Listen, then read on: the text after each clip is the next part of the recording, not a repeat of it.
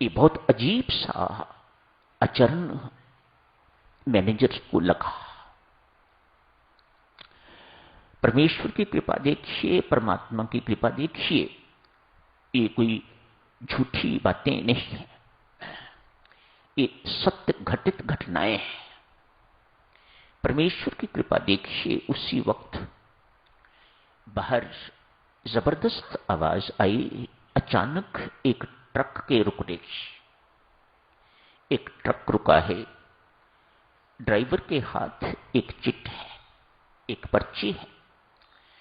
वह पर्ची अध्यक्ष महोदय तक पहुंचानी है। उस ड्राइवर बेचारे को पता नहीं कि अध्यक्ष महोदय कहाँ हैं, कहाँ मिलते हैं। जल्दी जल्दी में पूछ पाछ के तो अध्यक्ष महोदय के कमरे में गए। वहां अध्यक्ष महोदय आंसू बहा रहे और परमेश्वर की कृपा के लिए गिड़गिड़ा रहे थे।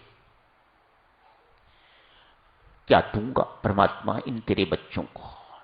मुझे बहुत दुख है, आज तेरे बच्चे मेरी गलती के कारण, मेरी भूल के कारण भूखे रह गए।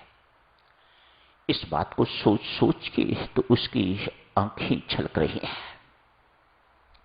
इतनी देर में ड्राइवर ने वह चिट अध्यक्ष महोदय के सामने रखी।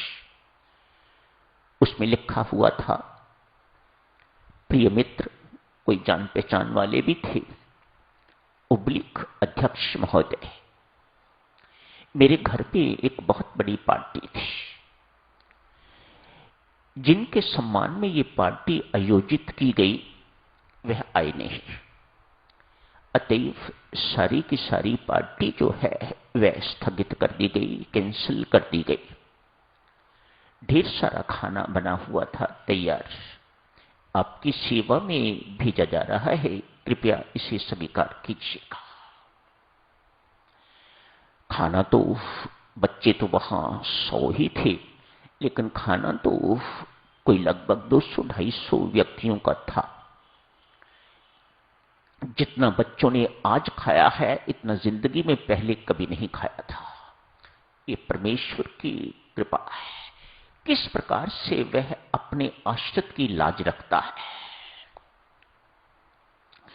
अध्यक्ष ये सब कुछ देख के तो बिल्ख बिल्ख के रो रहा है और एक ही बात मुख से निकलती है, वाह परमात्मा, वाह तेरी कृपा अथाह है, तेरी कृपा असीम है, तेरी कृपा बड़ी विचित्र है, तेरी कृपा ही कृपा है।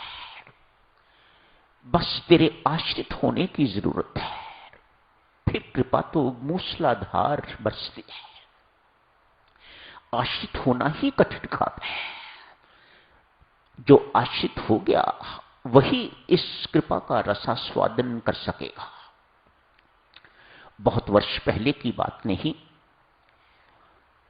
एक किसी संस्था में 29 मई 1995 की घटना, मानो कितने साल हुए, 16-17 साल पुरानी बात है।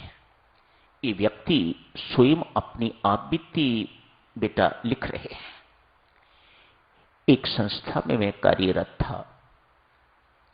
कुछ सैद्धांतिक डिफरेंसेस के कारण अध्यक्ष महोदय से मेरी अनबन हो गई। अनबन होने के बाद मेरे से जबरदस्ती रेजिग्नेशन ले लिया गया और मुझे ऑफिस से, कार्यालय से निकाल दिया गया। मैंने अपना रेजिग्नेशन दे दिया। मैं उसके बाद दफ्तर में, संस्था में नहीं गया, फैक्ट्री जो कुछ भी था मैं नहीं गया। इतनी ही बात मेरे मुख से निकली, जो राम इच्छा, इसी में मेरी भलाई है। देवियों सज्जनों, थोड़ी बहुत परमात्मा की भक्ति उसमें थी। भक्ति ने उछाला मार दिया। ये परमात्मा की वास्तविक कृपा है। ये परमात्मा की कृपा का साक्षात प्रमाण है। भक्ति अंदर उछाला मार दे, भक्ति की अंदर वृद्धि, भक्ति अंदर ठट्ठे मारने लग जाए। सोई पड़ी थी, जाग गई है, और जागने पर अब अंदर एक सागर सा उमड़ रहा है। तो ये परमात्मा की विशेष अनुकंपा है, ये परमात्मा की वास्तविक कृपा है। इस व्यक्ति के साथ भी ऐसा ही हुआ है। दिन रात राम राम जपना इसने शुरू कर दिया। 2 महीने व्यतीत हो गए हैं। 29 मई की यह घटना, जून का महीना निकल गया, जुलाई का महीना निकल गया। उसे जप से इतना लाभ हुआ। जप से क्या लाभ लिया? और अधिक जप। ये जप का लाभ।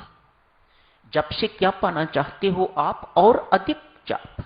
भक्ति से क्या पाना चाहते हो? और अधिक भक्ति। भगवान भी मिल जाएंगे तो भी उनसे क्या लोगे? और अधिक भक्ति। तो भक्ति का फल है और अधिक भक्ति। इसके अंदर जब इस प्रकार से 2-3 महीने पर इतनी परमात्मा की कृपा हुई, ये सामान्य बात नहीं है। हमें न जाने कितने वर्ष हो गए हैं जप करते करते, लेकिन ऐसा अनवर्त जप, अजपा जप जैसा उसके अंदर चलता था, इतना हमारे अंदर इस प्रकार का नहीं चलता। लेकिन उसके अंदर 2-3 महीने के अंदर ही सतत अनवर्त अविच्छिन्न जप चलना शुरू हो गया। ceaseless remembrance,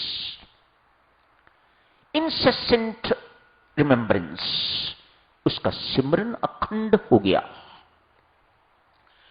19 अगस्त की बात, आज ध्यान में बैठा है, न भूख की चिंता है, न उस बात की चिंता नहीं है, उस कारण ये सब कुछ नहीं है।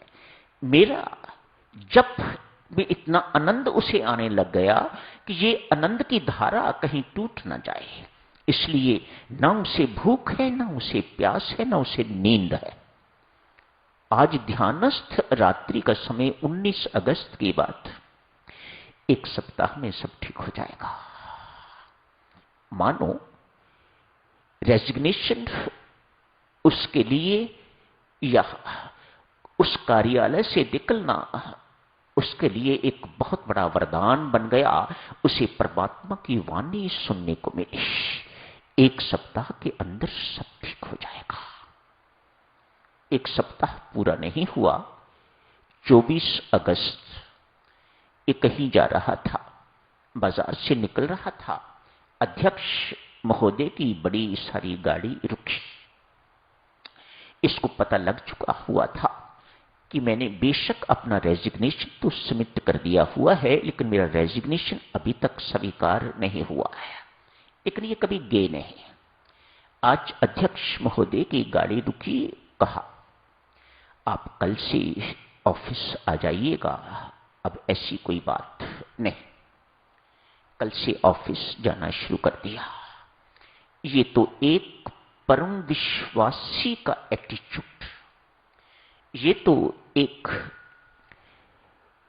जो परमात्मा में आस्थावान है उसका रवैया था। हम क्या करते हैं? यदि हमारे साथ किसी में से ऐसा होता है तो हम कचहरी में जाते, वो स्टे ऑर्डर क्या होता है वह लेते, ये नहीं लेते, यूनियन के पास जाते, अपनी शांति को बलिदान कर देते। भीतर अशांत तनावपूर्ण हमारा जीवन हो जाता।